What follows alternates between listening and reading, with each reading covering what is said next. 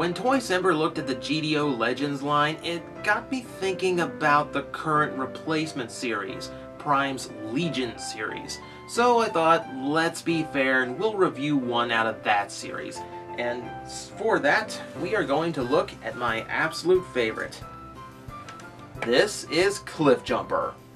In vehicle mode, he's a tiny representation of the muscle car we got so little exposure to in the show. Despite that, the detailing is here. The windshields on all sides have been done over in gray, and the grille is painted silver. Even painted the bullhorns. The rear was done in silver also, and you can see the molded exhaust pipes even if they weren't painted.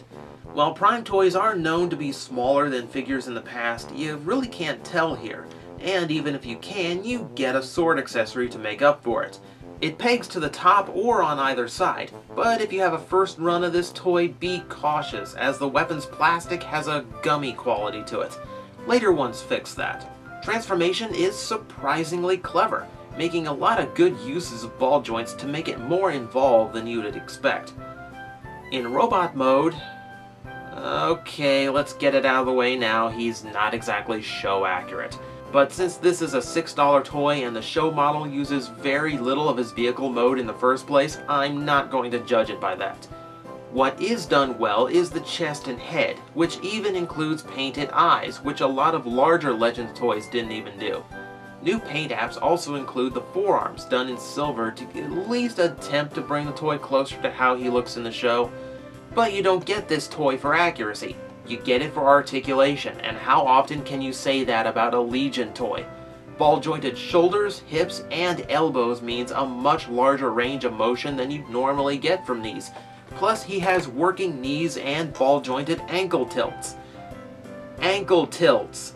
In a Legion toy! I told you the engineering was clever.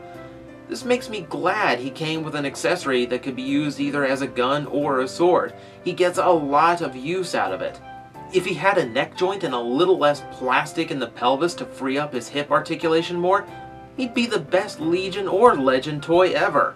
Then again, some would argue that he already is. No matter what your opinion is, the engineering on this toy makes him absolutely transcendent. If you skipped him, don't. Go back for him or pick up the tailgate repaint. It's one of the best mini purchases you will make. And with that, we're coming down to the line. It's almost the end of Toycember, only one to go. When we open tomorrow's present, I gotta make it big.